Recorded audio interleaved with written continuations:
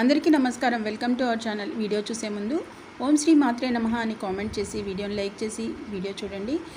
April 27 Chaitra అమావాస్య మరియు ఆదివారం చాలా శక్తివంతమైన అమావాస్య కాబట్టి ఇక ఈరోజు ఎటువంటి పరిహారాలు చేస్తే పట్టిందల్లా బంగారం అవుతుంది అని మనం ఈ వీడియోలో తెలుసుకుందాం. ముఖ్యంగా ఇలాంటి రోజు మళ్ళీ రాదు కాబట్టి ఈరోజు అతి శక్తివంతమైన అమావాస్య ఆదివారం చైత్ర అమావాస్య కాబట్టి ఈరోజు ఏ పనులు చేస్తే పట్టిందల్లా బంగారం అవుతుంది, ఐశ్వర్యం మీ ఇంటికి వస్తుంది అనే పూర్తి సమాచారాన్ని మనం ఈ వీడియోలో తెలుసుకుందాం. కాబట్టి వీడియోని ఎక్కడ స్కిప్ చేయకుండా ఎండ్ వరకు చూడండి.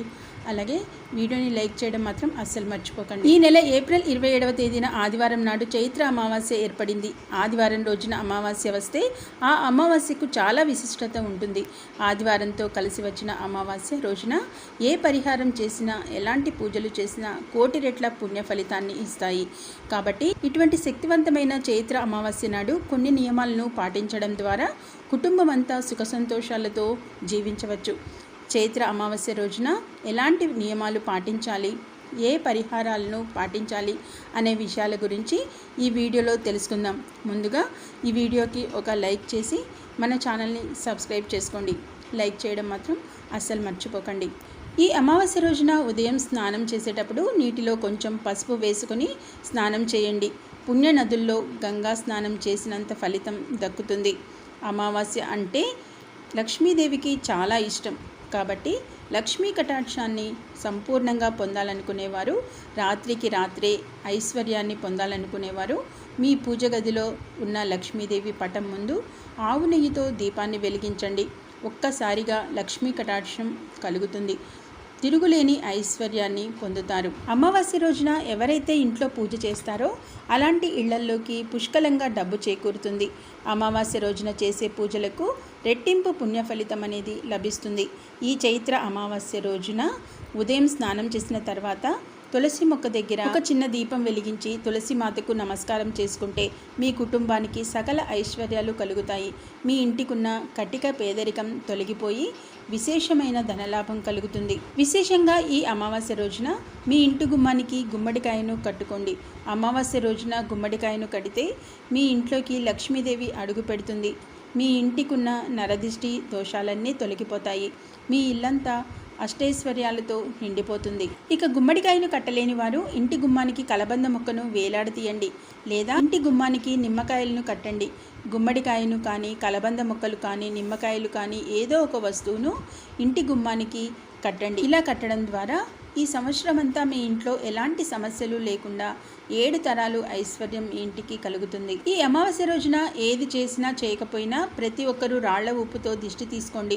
అమావాస్య రోజున ఉప్పుతో దిష్టి తీసుకుంటే నరదిష్టి సమస్యలన్నీ తొలగిపోయి మీ జాతకంలో విపరీతమైన అదృష్టం కలిసి వస్తుంది. అలాగే అమావాస్య రోజున ప్రతి ఒక్కరూ ఎడమ కాలికి నల్లదారాన్ని కట్టుకోండి. అమావాస్య నాడు నల్లదారం కట్టుకుంటే కుబేర ధనయోగం కలుగుతుంది. మీరు చేసే పనుల్లో ఎలాంటి ఆటంకాలు ఏర్పడకుండా ప్రతి పనిలో విజయాలు సాధిస్తారు. అమావాస్య రోజున తప్పనిసరిగా తలస్నానం చేయాలి. ఈ రోజున తలస్నానం చేయకపోతే మిమ్మల్ని దురదృష్టం వెంటాడుతుంది. అయితే ఈ అమావాస్య రోజున పొరపాటున కూడా తలకు నూనె రాయకూడదు. అలా చేస్తే మీ ఆయుష్ తగ్గిపోతుంది. ఎవరైతే కటిక పేదరికంతో ఇబ్బంది పడుతున్నారో వారు అప్పుల సమస్యలతో బాధపడుతున్నారు వారు ఈ అమావాస్య రోజున ఉదయం స్నానం చేసి మీ పూజ గది ముందు కూర్చొని ఓం లక్ష్మీదేవియే నమః అనే మంత్రాన్ని 108 సార్లు జపించండి. లక్ష్మీదేవి ఆశీర్వాదంతో మీకున్న డబ్బు సమస్యలన్నీ క్షణాల్లో తీరిపోతాయి.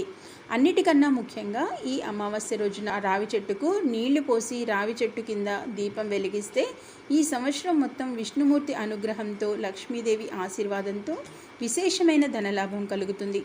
ఈ శక్తివంతమైన పరిహారాన్ని పాటిస్తే వచ్చే సంవత్సరం చైత్ర అమావాస్య వరకు మీ ఇంట్లో డబ్బు సమస్యలు ఏర్పడకుండా ఉంటాయి. లక్ష్మీదేవికి ఎరుపు రంగు వస్త్రం అంటే చాలా ఇష్టం కాబట్టి ఈ అమావాస్య రోజున మీ బీరువాలో ఒక ఎరుపు రంగు వస్త్రాన్ని పెట్టుకోండి. మీ ఇంటి ఆదాయం రెట్టింపు అవుతుంది. మీ ఇంట్లో విష్ణుమూర్తి విగ్రహం ఉన్నా లేదా లక్ష్మీదేవి విగ్రహం ఉన్నా లేదా కృష్ణుని విగ్రహం ఉన్నా సరే ఈ చైత్ర అమావాస్య రోజున ఈ దేవుని విగ్రహాలకు నీటితో అభిషేకం చేయండి. మీ కుటుంబానికి మొత్తం అఖండ రాజయోగం కలుగుతుంది. అలాగే ఆదివారం అంటేనే సూర్య భగవానుడిని పూజించాలి.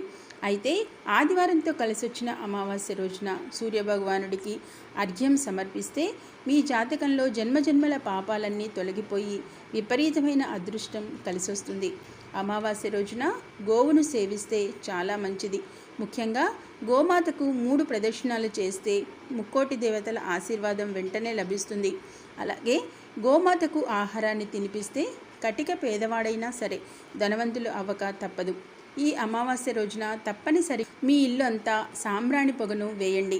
మీ ఇంట్లో ఉన్న దుష్టశక్తులన్నీ బయటకు వెళ్ళిపోయి మీ ఇంట్లోకి దైవశక్తులు ప్రవేశిస్తాయి. అమావాస్య రోజున మూగజీవులకు ఆహారాన్ని తినిపిస్తే చాలా మంచిది. ముఖ్యంగా చీమలకు పంచదారను వేస్తే కుటుంబంలో ఉన్న కష్టాలన్నీ తొలగిపోతాయి. అలాగే కాకికి ఆహారాన్ని తినిపిస్తే అప్పుల సమస్యలు తీరిపోతాయి. అలాగే వీధి కుక్కలకు ఆహారాన్ని తినిపిస్తే జాతకంలో ఉన్న గ్రహదోషాలన్నీ తొలగిపోతాయి. అలాగే పావురాలకు బియ్యం గింజలను వేస్తే లక్ష్మీ కటాక్షాన్ని సులభంగా పొందవచ్చు. అమావాస్య రోజున జమ్మి చెట్టును నాటితే సకల పాపాలన్నీ తొలగిపోతాయి. అమావాస్య నాడు గడ్డం తీసుకోవడం, జుట్టు కత్తిరించుకోవడం, అలాగే గోళ్ళు కత్తిరించుకోవడం అస్సలు చేయరాదు. అలా చేస్తే జీవితాంతం మిమ్మల్ని దరిద్రం వెంటాడుతుంది. అలాగే వివాహ సమస్యలతో ఇబ్బంది పడేవారు ఈ అమావాస్య రోజున అరటి చెట్టుకు నీళ్లు పోసి ప్రదక్షిణాలు చేస్తే మంచి వివాహ సంబంధం కుదురుతుంది. అలాగే మీ ఇంటికి పితృదోషాలు ఉంటే తరతరాలుగా మీ కుటుంబాన్ని సమస్యలు వెంటాడుతాయి. త్వరగా పెళ్ళిళ్ళు కాకపోవడం, సంతానం లేకపోవడం, ఇంట్లో డబ్బు సమస్యలు ఏర్పడడం, అలాగే అనారోగ్య సమస్యలు, భార్యాభర్తల మధ్య గొడవలు రావటం, ఇలాంటి సమస్యలతో బాధపడే వారికి ఖచ్చితంగా పితృదోషాలు ఉన్నట్టే. కాబట్టి ఈ అమావాస్య రోజున ఎవరికైనా 11 మందికి నిమ్మకాయ పులిహోర పంచండి. అలాగే మీ కుటుంబానికి ఉన్న పితృశాపాలన్నీ తొలగిపోతాయి.